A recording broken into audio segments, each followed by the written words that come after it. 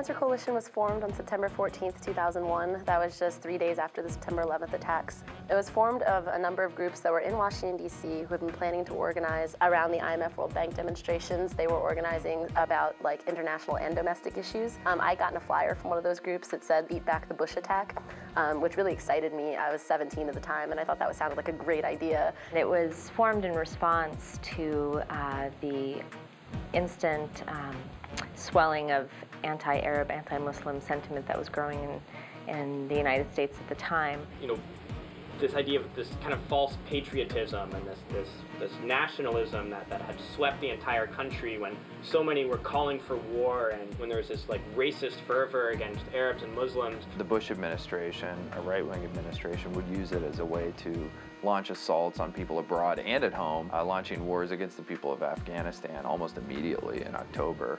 And also going after Arab Americans and Muslims in the United States in a very vicious way. It was so clear that they wanted to go after Afghanistan. They were using the September 11th as an excuse to get into the Middle East. And also racism, just racism like I had never seen in my lifetime against the Muslim and Arab population of the United States.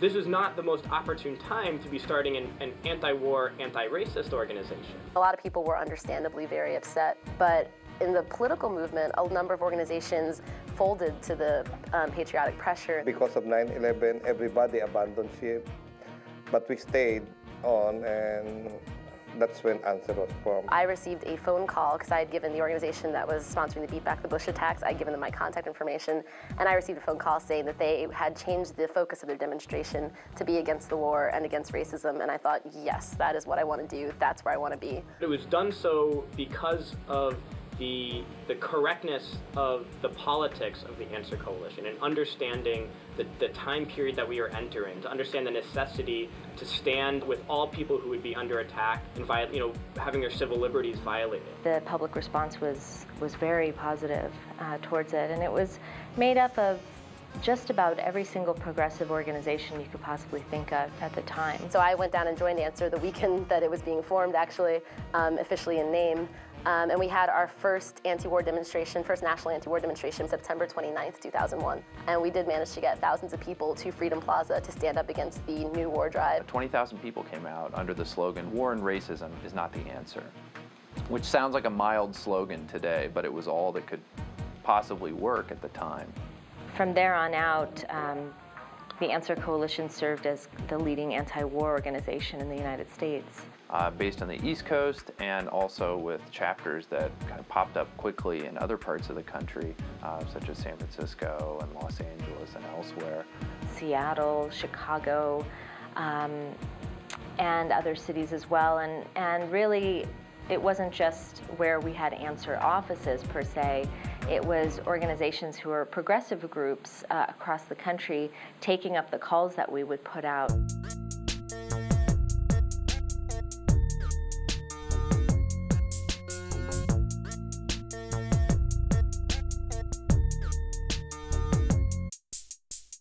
I believe that the first major milestone was October 26, 2002, which was a national day of protest against the call for war against Iraq. The Bush administration was making it very clear that they intended to invade Iraq, and they were putting up this facade of trying to find weapons of mass destruction at the time, which most people, I believe, who were coming out and voicing their dissent against the war didn't believe existed. After 2002, and I think October 2002 marked the beginning of it. It became the high point of the anti-war movement in the U.S. So then there were the demonstrations that were happening in D.C. were massive. It was 100,000 people, 200,000 people would come to D.C. and there were a number of different organizations, but Answer always played a major role in initiating those demonstrations and in making sure that the demands of the demonstration included a complete withdrawal from Iraq now. There were no voices coming either from the Republican Party or the Democratic Party that was anti-war. And so it became very clear that for any opposition to be heard against this call for war, it had to be in the form of a people's movement that would come out into the street and protest. January 18th, 2003 was 500,000 people in Washington, D.C. It was the biggest demonstration that I've ever been a part of. It was called by the Answer Coalition. It was shortly before there was huge demonstrations in New York in February the following month.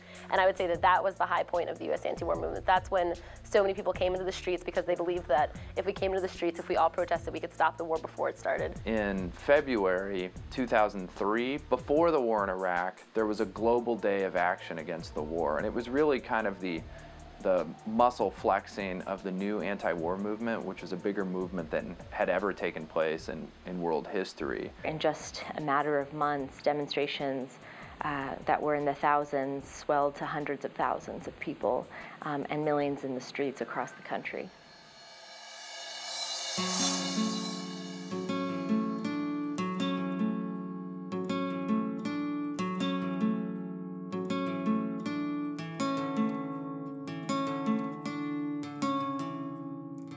So there were like a couple of years of massive demonstrations that were just like huge. Like there were October 2002 through 2005, there were like demonstrations of a couple 100,000 people. There was a lot of different groups organizing at that time around the country and even in South Florida where I was. And through my own observations of being a part of that action and studying the organization, I found Answer above all to be exactly what I was looking for in terms of politics, in terms of dedication, and in terms of real willingness and steadfastness in fighting and in confronting the Pentagon and confronting the war makers. The Answer Coalition, unlike other organizations who went away after that time, was very steadfast in the call to stop the war and didn't give in to following any one politician or one political party. And we remained throughout that time an independent people's movement, and we still do today, 10 years later. A lot of the groups, I should say, that I knew when I first came into the movement almost 10 years ago are not around today, or if they are, they're kind of shells of themselves. However, we have a lot of great allied organizations in many different movements, from the Filipino movement to the immigrant rights struggle to the LGBT struggle and beyond, that are still around, still strong. And they are the folks that have kind of worked with Answer all these years. The whole time that we were organizing against the Iraq War, we would encounter people who said, why are you talking about racism? We're here against the war. And it's like, how could you have a war? The U.S. government cannot launch a war without racist dehumanization. Racism is such an important tool of imperialism. It has to be addressed up front, which is why I really liked, that's what inspired me to join the Answer Coalition. Like, that's why Act Now to Stop War and End Racism is the name of our organization. We don't consider it a secondary struggle. It's part and parcel of the anti-war struggle. We've never seen the anti-war movement existing in isolation. The anti-war movement has always been comprised of people who are tired of the status quo, who want to see change in this country take place.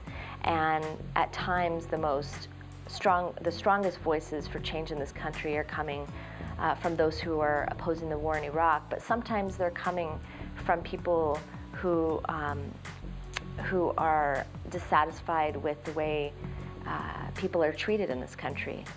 Answer really speaks for the downtrodden and the national minorities here in the United States, especially Asian and Pacific Islanders, because basically we are always victims of racism, starting from the Chinese Exclusion Act until now, until the Filipino veterans are still unrecognized by the United States government. We are still fighting the war against racism. In Los Angeles, also, and the issue of LGBT equality, or equality for same-sex couples, when Proposition 8 passed prohibiting same-sex marriage, Answer organized on just a couple days' notice a demonstration of over 20,000 people.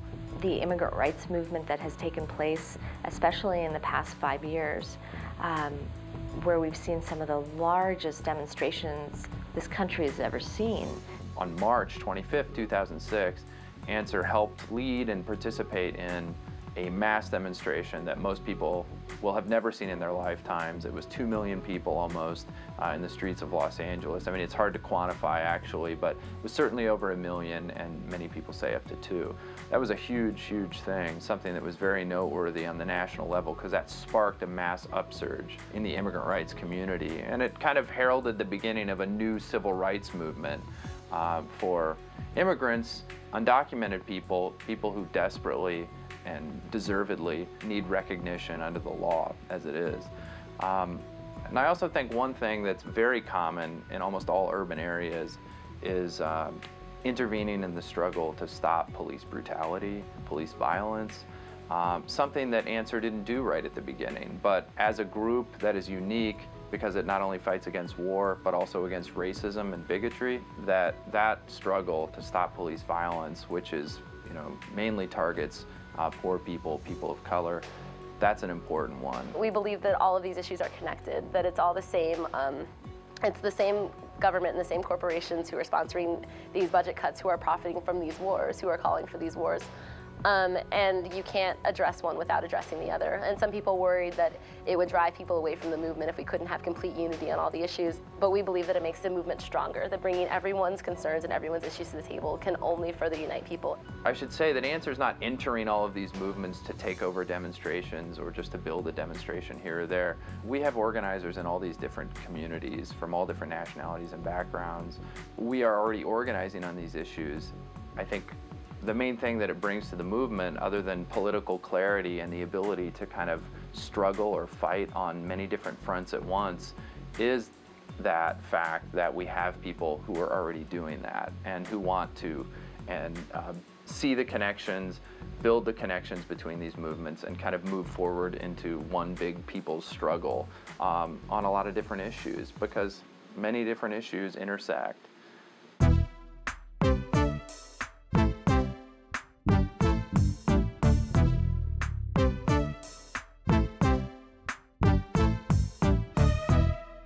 Prior to 2002 and the anti-war movement in the United States, the issue of Palestine was really a taboo subject.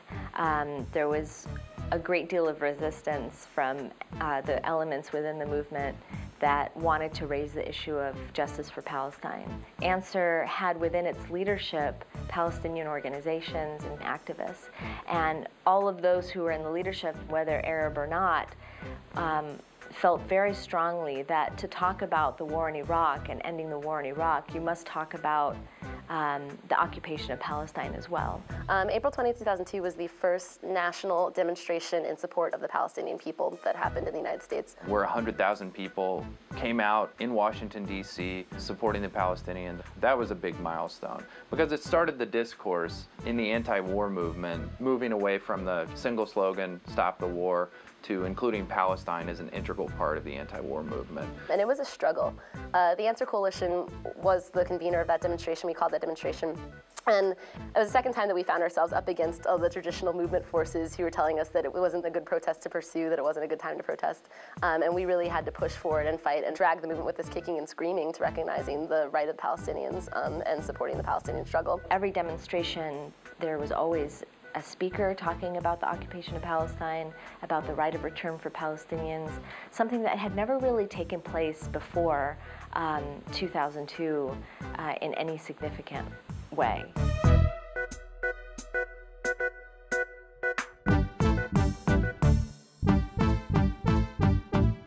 You know, we really witnessed a growing and surging anti-war movement under the Bush administration.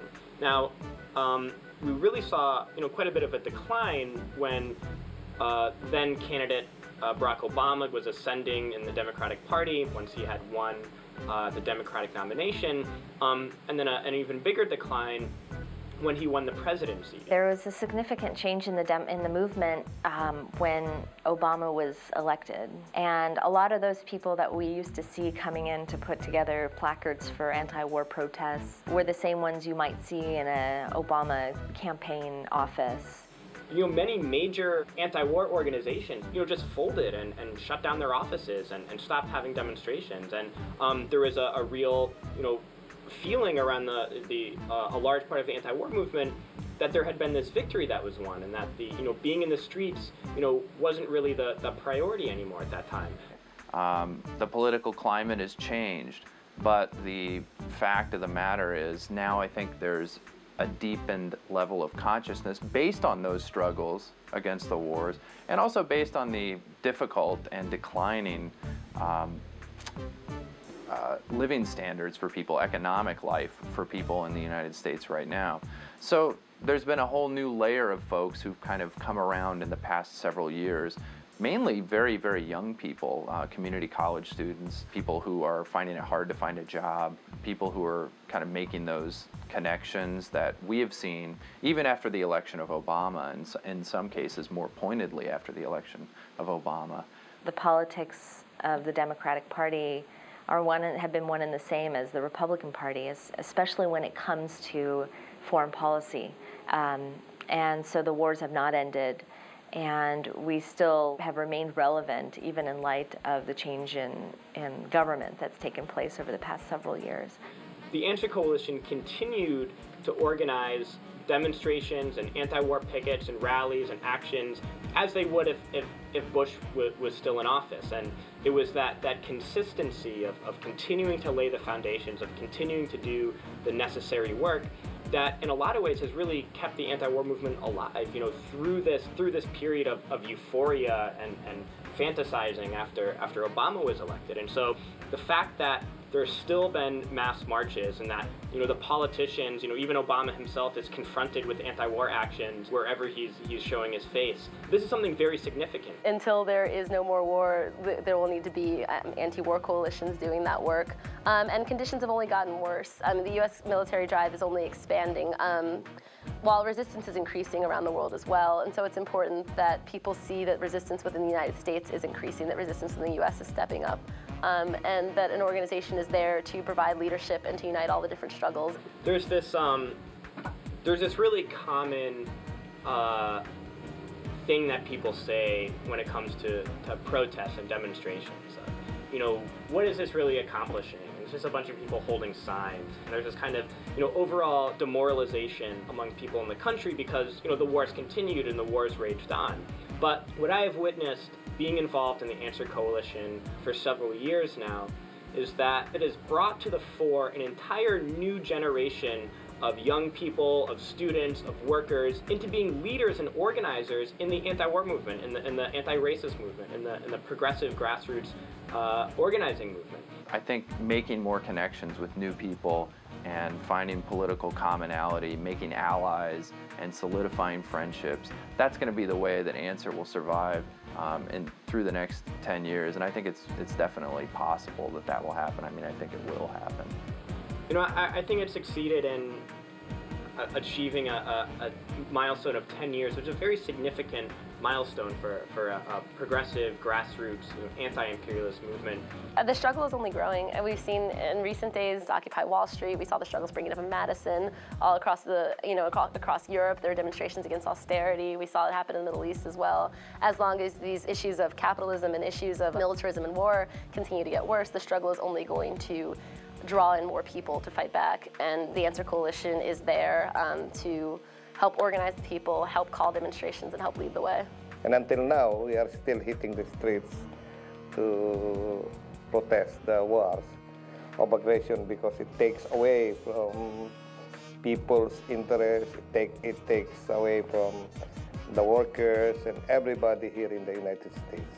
In order to have any sort of change for anyone in this country, there has to be people who are coming out publicly in the streets or in the form of protests. And so those of us in the Answer Coalition will go anywhere people are going out to struggle. And that's where we meet people, and that's how we've built a movement in this country for change.